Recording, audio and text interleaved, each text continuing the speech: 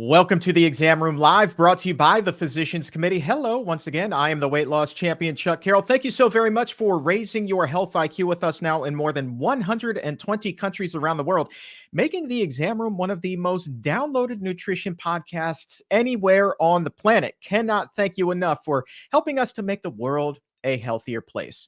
Now, today we are going to be talking about sleep. What is the connection between food and sleep? How is what you eat affecting how you sleep at night? Like, is that fourth meal your ticket to 8 quality hours of slumber?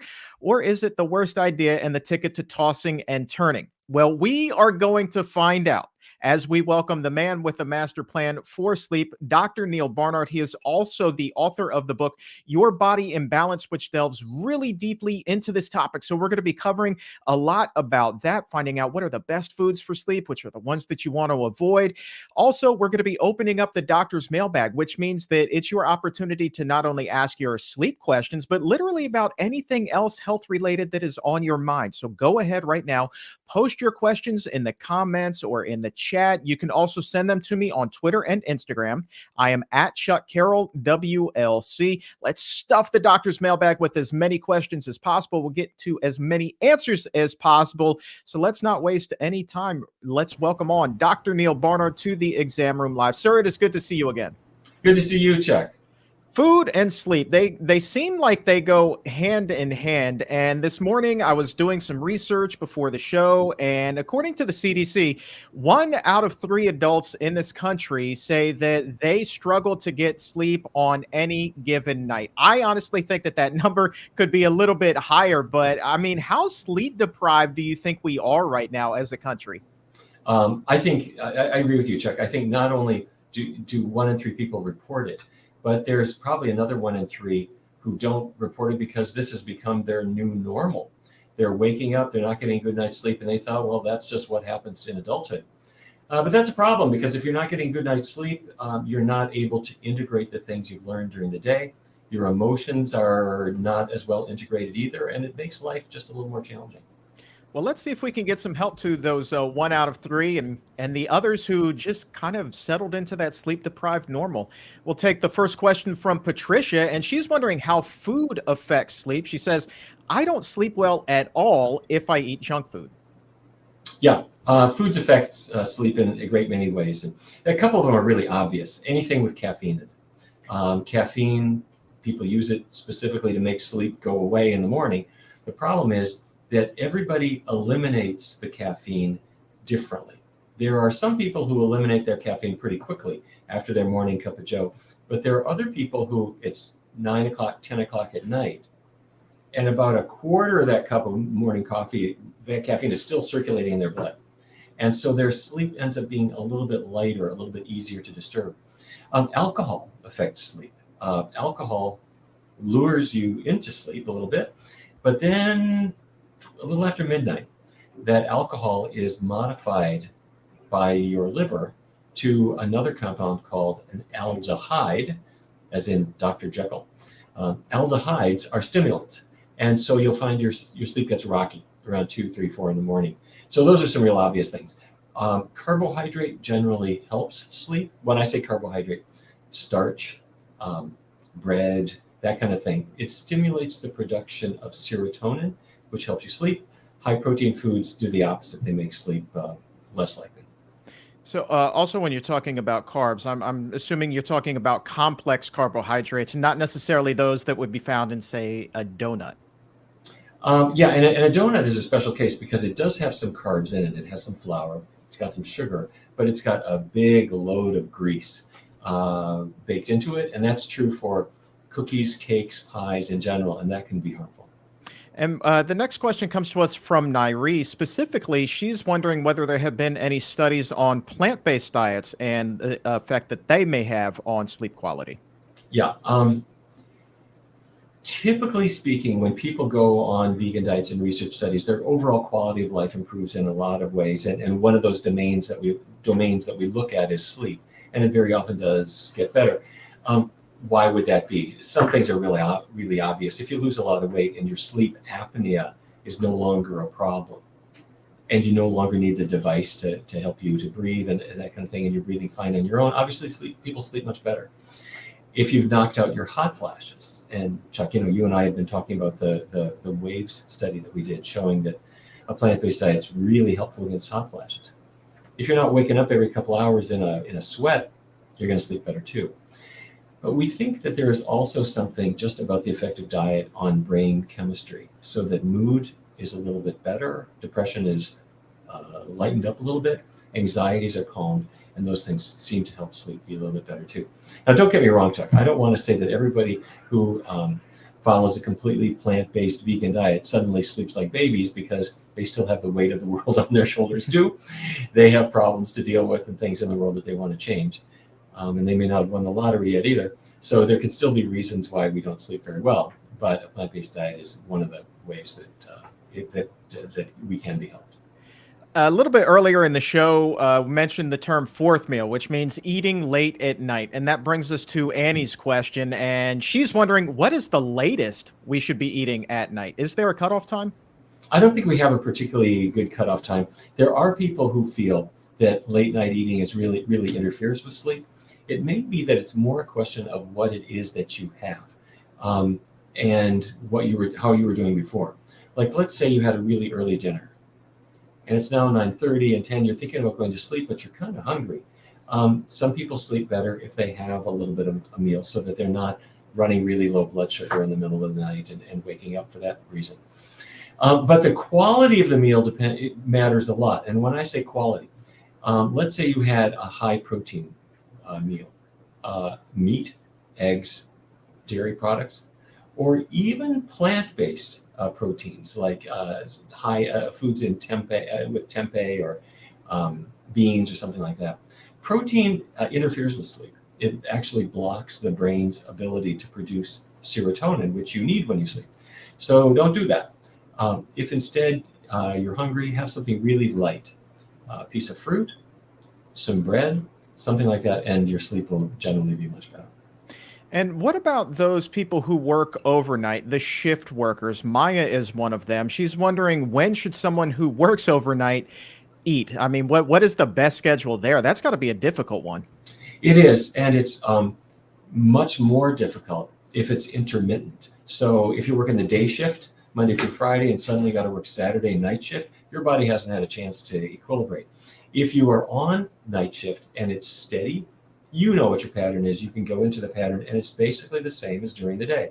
Have your meals at regular times, and normally speaking, you don't want to have a heavy, especially not a high protein meal just before you go to sleep. If it's an intermittent kind of thing, you just do your best. Try to eat healthful foods. Don't let sleep deprivation lead you into junk food eating. You know what I'm talking about. If you're groggy and you feel crummy because you slept poorly last night, you'll eat anything just to get through the day today. It's good to surround yourself with healthy foods so that you don't end up doing yourself some harm. We've talked a lot about food so far, but now let's talk about water. Paul is wondering at 12:06 whether drinking water before going to bed can improve sleep quality. It can if you're dehydrated, but it can interfere with sleep if you're overdoing it, for the obvious reason is that you're going to have to get up pretty soon. Let's see here. M Knob 12:06 as well. Do magnesium-rich foods help when it comes to sleep? Not that I've seen. Great question, but I haven't seen any evidence that magnesium-rich foods are really going to help. Gerardo 12:08 specifically wondering about bananas. Well, a banana is famous because it's got potassium that brings your blood pressure into a healthier range. That's all good. But it's a great source of really healthy carbohydrate. And as we mentioned a couple times already, that helps your body to make serotonin, and that'll help you to sleep. So banana gets a green light. We had somebody in the chat room earlier. Forgive me, I can't find the exact question right now, but they said that every time that they eat raw greens, they can't fall asleep for at least 2 hours. I don't know if they get turbocharged on it or what, but they were wondering if you had heard of that before. Is that normal? If it's happening to you, believe it.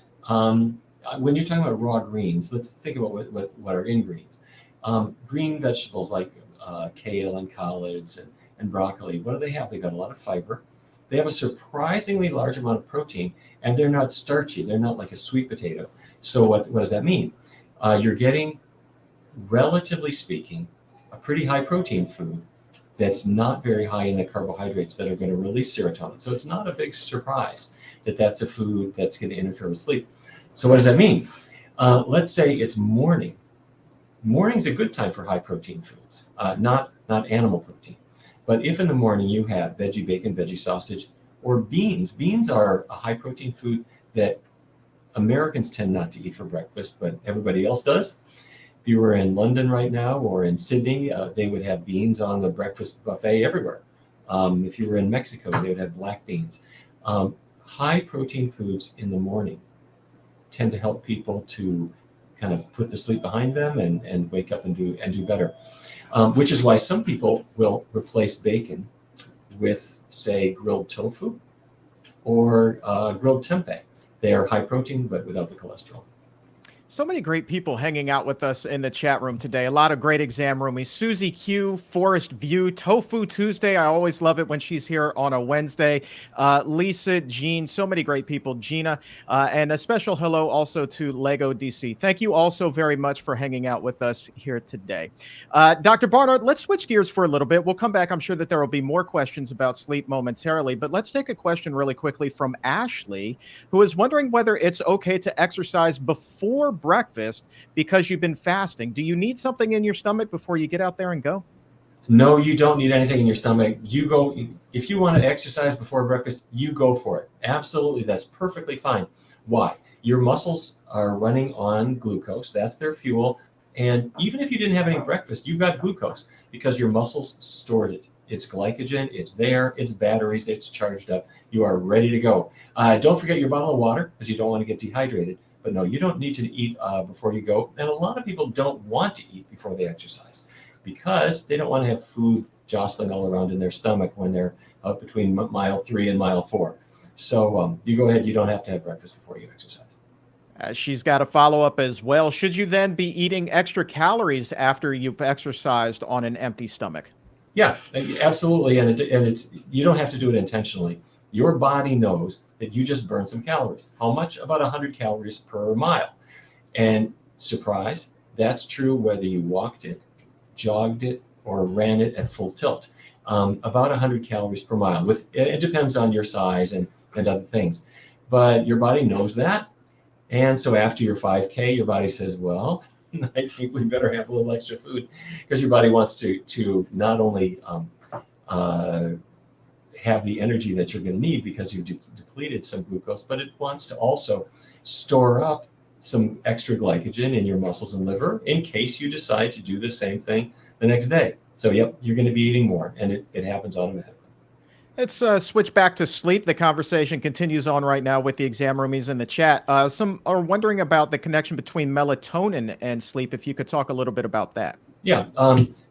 Melatonin has been talked about for a long, long time, and there's some best-selling books about using melatonin, and some would call it a miracle. I think that's overselling it, but it works. It's melatonin is something that can be used as a supplement, and it does help promote sleep, and it seems to be safe.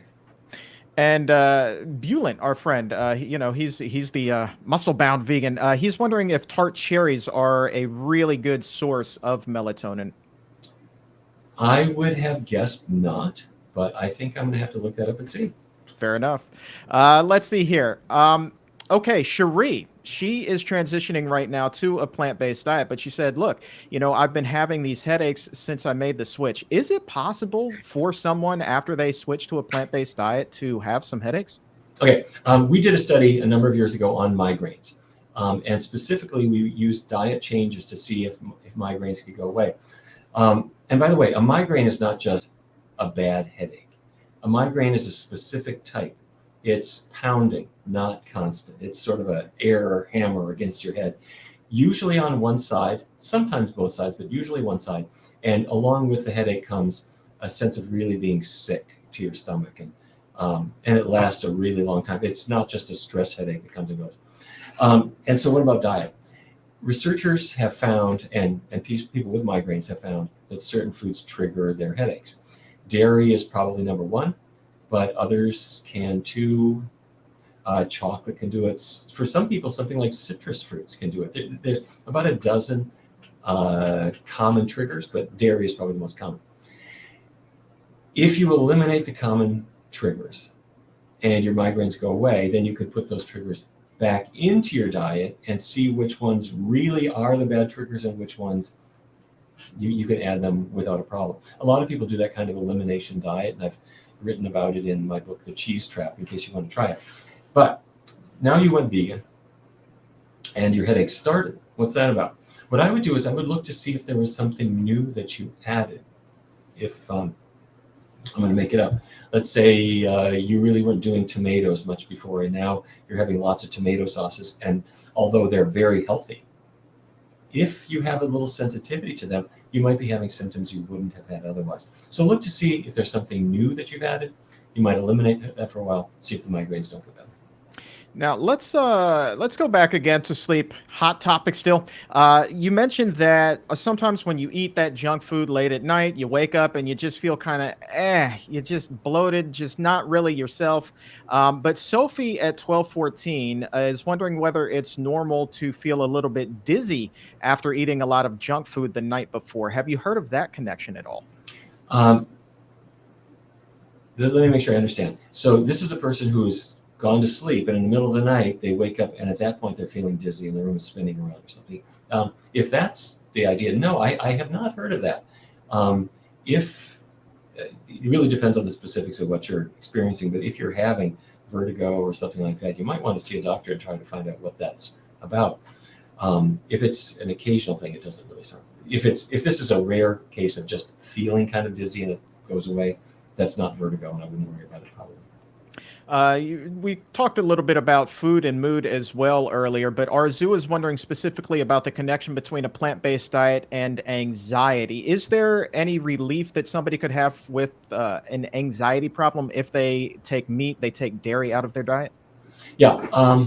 When we did our studies with Geico, the Geico insurance company, we brought in lots of people who all worked there, and they changed their diets. And we noticed that anxiety was one of the things that got better in that group. That wasn't the reason we did the study. We did the study to help them lose weight and improve their diabetes. But depression seemed to lift a bit, and anxiety seemed to improve a lot as well. Now, on the other hand, let's say you made a diet change, and now you're feeling a little more anxious or more on edge or something like that. I suspect that that can happen if a person's diet has gone too high in carbohydrate in the morning without some protein in it. Now, I'm not talking about animal protein. What I would say is that when a person starts their day with some plant-based protein, grilled tofu, grilled tempeh. What's grilled tempeh? Go to the store, you get tempeh and marinate it for a couple seconds in soy sauce. Put it in your nonstick pan, cook it on both sides, and it's sort of like bacon, except that it's high in protein, but it doesn't have any cholesterol or no animal fat.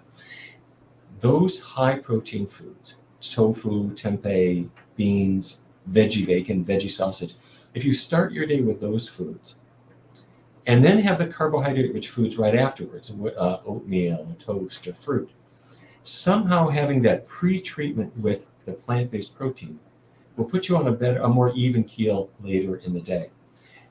Scientists explain this as the protein blocks the production of serotonin that the carbohydrate would otherwise cause.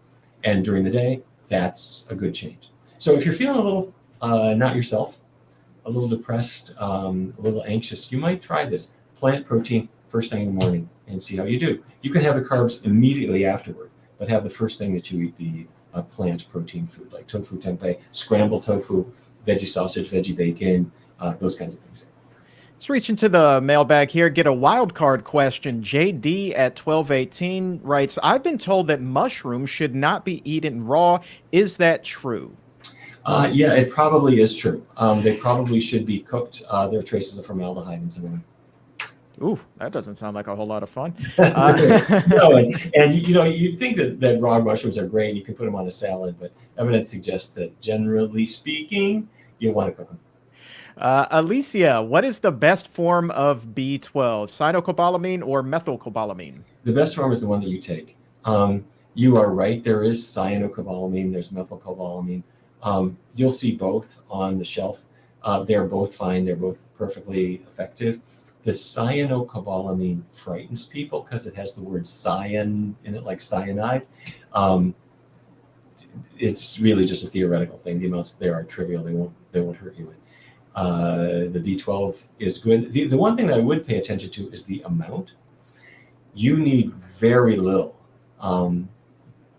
The average person, the average adult needs 2.4 micrograms. It's not a gram, it's not a milligram, it's a microgram. And you go to the store and you don't find any that are that small. And you might find one that's 100, maybe 500. Okay, fair enough.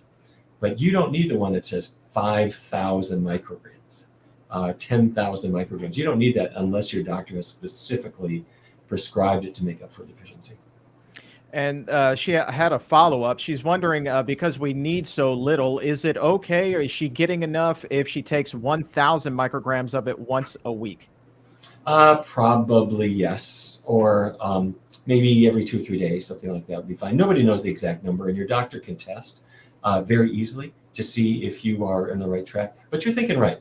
If you get a huge pill, like 1,000 is a lot, you can either split them in two, but if they're really tiny, that's challenging. So take it every other day or every third day. We have a question about selenium from Live Go Vegan at 1221. They are wondering what foods are rich in selenium. Selenium is a mineral. It's in the soil. And so the amount in foods depends a little bit less on what food it is and a little bit more on where it was grown, because the amounts are really quite variable. That said, if you look on just about anybody's website where they're listing selenium-rich foods, the Brazil nut always comes in at number one, so much so that people say don't have too many, because like all elements, you need a little, but you don't need too much. So if you have one Brazil nut, leave it there. This is a pretty good question from David. How can a whole food plant-based diet protect against the recurrence of lymphoma? You know, lymphoma is a blood cancer. If that's what you have been dealing with, I'm sorry that you've had that challenge. Obviously, the good news is that our medical treatments are much, much better nowadays than they were before. So hopefully all is well. But when we're looking at recurrence of cancer, we have pretty good evidence on digestive cancers like colorectal cancer, and even more on hormone-related cancers like prostate cancer in men, breast cancer, particularly in women. Not really good data on lymphoma and leukemia, which is my way of saying I think we need a lot more research there before we really know what the effective diet is going to be. That said, we do have a pattern that, generally speaking, a plant-based diet, rich in vegetables, rich in fruits, rich in healthy minerals, gives you what the body needs to heal and to have good immune function. So it's good general advice for people in general, but we really do need more studies of exactly the type that you're hinting at, so that we can have better data in the future. Because for right now, people with lymphoma, people with leukemias, haven't really been recruited for good studies on survival with regard to certain dietary patterns. Let's hop back to B12. We have a lot of follow-ups right now. We'll start with Peter at 1223. Says that his mom went vegan 8 months ago and has since been diagnosed with anemia. Peter's wondering whether B12 may help. It may. If she's anemic, first of all, she should be definitely seeing her doctor, because the doctor will test her not just to see if she's anemic, which means you don't have enough red blood cells circulating in your body. If she thinks she's anemic because she's tired, she's got to go to the doctor and see, is she actually anemic? Because if she is, then the doctor is going to do some other tests to find out why. One common form is iron deficiency anemia. You're not getting enough iron. And in the old days, people would say, you need red meat for iron, you need liver for iron. Mistake. They have iron, but they end up having too much. And as bad as it is to be low in iron, it is just as bad to be high in iron, because that increases the risk of cardiovascular disease, I'm talking about heart disease, and also of Alzheimer's disease. So you do need iron, but you don't need meat, you don't need liver.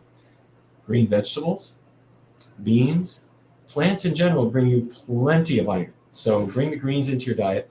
And the beauty of that is that the iron that they have is a special form called non-heme iron that is more absorbable if you're low in iron and less absorbable if you got a lot of iron on board already. So it's the kind your body was really designed for. Make sure you got that. But what if she doesn't have iron deficiency anemia? What if she has some other kind of anemia? B12 deficiency can lead to anemia. Some people end up anemic because they're having blood loss from the digestive tract or something else. The doctors need to evaluate all of those things. Question from Lisa, 1223. Does age affect the amount of B12 a person would need? No, not really. Once you hit 18, 19 years of age, you're at the adult dose, and it's 2.4 micrograms. And even below that, there are, if you're the smaller you are, the less you need, as a general rule. But no, as you reach your 30s and 40s and 50s, you don't see a big change. Don't worry, be happy. Excellent. Screen name 1223. Can you get enough B12 if you are just drinking a few cups of fortified soy milk every day as opposed to taking a tablet? Depends on the amount that it's fortified with. They're all different. Read the label, and it will typically indicate the percentage of the daily value that one serving gives you. And so you can do the math, and you can see how you get the full daily serving. And if you're doing that, yes, it'll work. But most people don't quite get there because that cup of soy milk they put on their cornflakes in the morning does have some B12 if it's B12 fortified, but probably not the full RDA. Let's take a question from Bethany, and maybe this is something that came up during the WAVES study as well. She says, I love my soybeans for hot flashes, which have been interrupting my sleep, but I'm still gassy after several months. What can I do? Oh, okay. Sorry to hear that. It's, first of all, dose related. So the amount of soybeans that we used in the WAVE study was a half a cup. And if a half a cup at one time is a lot for you, you can break it up into 2 quarter-cup servings. That will greatly reduce it. Or you can break it up even more and use them sort of like pine nuts on your salad. Or you can roast them yourself, or you can buy them pre-roasted on Amazon. You'll see there's a brand called Toasteds, Toasted, or you can roast them yourself. 350 degrees, 1 hour. You put cooked soybeans on a baking sheet. They came out of your Instant Pot, they're fully cooked. Throw them now into your oven for an hour, and they're going to come out nicely toasted. The reason I'm mentioning that is now you're not going to eat the whole half cup at one time. You'll have them as sort of a snack that you'll have kind of throughout the day, and that'll be easier on your digestive tract. One other thing, if you are not cooking them thoroughly, or if you bought a commercial brand that's a little crunchy, you don't want al dente soybeans. They are going to be a digestive challenge. They should be thoroughly cooked. Let's go back to B12 here for 1 second. Marianne at 1228 says, I got one more B12 question. How much is too much, and what are the repercussions of overdoing it? Oh, what a great question. We don't know the full answer to that, but a study came out probably about 2 years ago that seemed to suggest that people who were having very high levels of B12 were in trouble. But what they were reporting was not an oral dose, it was blood tests. People who had too much B12 circulating in their blood seemed to not do as well. In fact, if you track them over time, they seem to have higher mortality, or I guess the way you put it is earlier mortality compared to other people. Okay, so that scared everyone and made us think, gee, I need B12, but don't overdo it. So we are now thinking instead of 1,000 micrograms a day or 2,000, we'd have 500 or 100 or something like that. Okay, that's good advice. But then another page turned, and that was, it looked like the people who had high B12 levels in their blood were not people who were supplementing a lot. They were people who had liver disease, and their damaged livers the cells were opening up and releasing B12 into their bloodstream. In other words, damaged cells kind of would allow the B12 to be artificially high in their bloodstream. So scientists took a deep breath and came up with the following conclusion. We think that it's still prudent to have the amount of B12 that you need and to not have an excess. We don't know the amount of dietary intake that's excessive, but your doctor can test your B12 levels, and if you're really, really high, then you can back off. And lastly, we don't really have good evidence that a high level of B12 is really toxic. for you, because it looks like those studies were a little bit of a false alarm around supplementation. So take your B12, keep it modest, keep it regular, and I would leave it at that. Let's bounce around a little bit. Go back to Bulin. He's coming strong with the good questions today. Have you seen the movie The Game Changers, Dr. Barnard? Have I seen the movie The Game Changers? Hasn't Yeah. everyone? Hasn't everyone? I ask because they do a really good job of actually showing examples of blood viscosity and what happens when you eat this versus that. So Bulett's question at 1228, he's wondering whether there's a correlation between blood viscosity and weight management. Oh, what a great question. This is really for extra credit. Okay, first of all, people should know what viscosity is. People who change their motor oil know what viscosity is, but nobody else has a clue. Viscosity means thickness. So the motor oil analogy is, if I am up in the frozen Northland of, say, in Fargo, where I grew up, you want an oil that isn't going to get all sludgy in the cold months. Or other places you might want that is thicker. You might want one that's thicker. Where I grew up, you want one that's thinner. Your blood can be like motor oil, meaning it can be thicker, more viscous, harder to circulate, or it can be thinner, like water, easy to circulate. Which do you want? You want your blood to be more like water, so that it takes the oxygen molecules out of your lungs and brings them right to your body, brings them to your muscles, brings them to your brain. And if you have a fatty meal, that will increase your blood viscosity, and it increases it fast.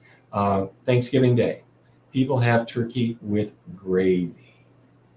The fat out of the turkey, the fat in the gravy, the fat that was added, unfortunately, to the sweet potatoes, which were otherwise healthy, but the butter and stuff that's in them gets into your blood becomes viscous, and that causes your oxygenation to fall. It interferes with athletic performance, and it makes you have trouble staying awake in the afternoon. So you're just not oxygenating. But that's really about it. Beyond those effects, I am not really aware that viscosity of the blood would affect, say, body weight or something like that. I'd be surprised if it did. But it does have the effects that we just described. And this is one of the reasons why when people go to a plant-based diet, their blood pressure comes right down, because their blood viscosity came down. Their blood circulates more easily, and you don't need so much pressure to keep your blood circulating. That answer was on fire. That was fantastic. Well done, sir. This will be on the test. I also want to give a round of applause to Maria. Boy, this just makes my day. At 12:29, Maria writes, I went vegan in March. Cholesterol is down 40 points, and I've lost 25 pounds. She says, your podcast gives me weekly motivation. That is the best thing that I have heard all day. Thank you very much, Maria. Congratulations. Great. That's wonderful. And you know, the thing that I really love best about this is, Chuck, you do a fabulous podcast, and you've been very kind to let me be part of it. And it's no surprise that you have been #1 in so many countries, and people are following you everywhere. But the very best thing, the thing I like best about this podcast, is that people tell other people about it, because they learn things. They learn things that you might have shared, or that I might have shared, or other guests have shared.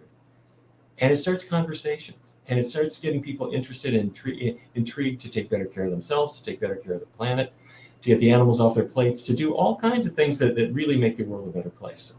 So that's what I have to say I like best. Absolutely. And thank you for letting me be part of this podcast. You're silly. Thank you for letting me do this podcast. Okay, let's grab a couple of more really quickly, rapid fire. We have a question from Tanya at 12:29. You spoke about hormones and prostate cancer. What is a good diet for mild prostate cancer? Prostate cancer is unlike some cancers, where for many, many people, it grows very slowly. The doctor finds it. It's not really causing much harm. And so doctors will take a blood test called PSA, prostate-specific antigen. And if it's not really increasing too much, you can typically just leave it alone and just keep your eye on it for a long period of time. Fine. However, for some folks, it's going to start to grow. And if it starts to grow and it starts to spread and metastasize, it can kill you. So the doctors keep their eye on the blood tests to make sure everything's okay. Dr. Dean Ornish, who was doing such wonderful work on heart disease, then focused his attention on prostate cancer and found that a healthy plant-based diet, vegan diet, helps keep those PSA levels from rising too fast. In fact, in the study for which he's really best known, in this domain, PSA levels actually improved. They dropped in the people following the diet. So what's the best diet for a person with kind of slow-growing prostate cancer? No animal products at all. Vegetables, fruits, whole grains, beans. I would emphasize tomatoes because of their lycopene, and soy because soy products seem to be associated with better survival too. I would eliminate animal products completely, absolutely zero dairy. Dairy products are associated with prostate cancer progression. Keep oils really low. Lace up your sneakers, go for a run. And that's that in addition to the medical care that your doctor prescribes. That's a pretty good regimen. And also, if you're curious about somebody who is eating a plant-based diet and is living with prostate cancer, there's a gentleman by the name of Bruce Milray, who is a friend of the show, who's written a book called A Plant-Powered Approach to Prostate Cancer, really where he just documents his journey with his wife, Mindy, a fantastic couple, and it's a fantastic read. So if you get a chance, definitely pick that up. Last question today comes from Tina at 1232. How much iodized salt is enough for iodine requirements? Well, iodized salt, if you to get the full day's dose of iodine, you probably, I haven't looked at this in a while, but I would say it's probably around a half a teaspoon, something like that, which is more than you're actually going to typically use. But you don't have to have all your iodine coming from iodized salt, because you'll get some from your iodized salt, some from other foods that you might eat. But what typically people will say is maybe if in the course of the day you get a quarter or a third of a teaspoon of iodized salt, that'll get you a long way there, and the rest of your foods will probably pick it up from there.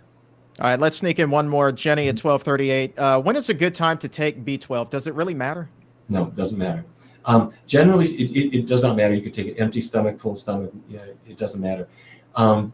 Generally speaking, when you're taking supplements, unless it says you need to take it on an empty stomach, I would encourage you to take supplements with food. And that way, all the nutrients in the food are kind of buffering each other. But no, with B12, it's absorbable with or without food. All right, let's go ahead and close up the doctor's mailbag for today. And if you want to read more about sleep and food, that connection there, pick up your copy of Your Body in Balance. We will make sure to drop a link to that if you're listening to the podcast in the show notes and in the episode description. A great read, a fantastic read, and it makes a great holiday gift. Why not give the gift of health? Dr. Neal Barnard, thank you so very much for being here, my friend. This has been fantastic. Well, thank you, Chuck. All right. And a happy early Thanksgiving in case I don't see you before then. Yeah, and you too. All right.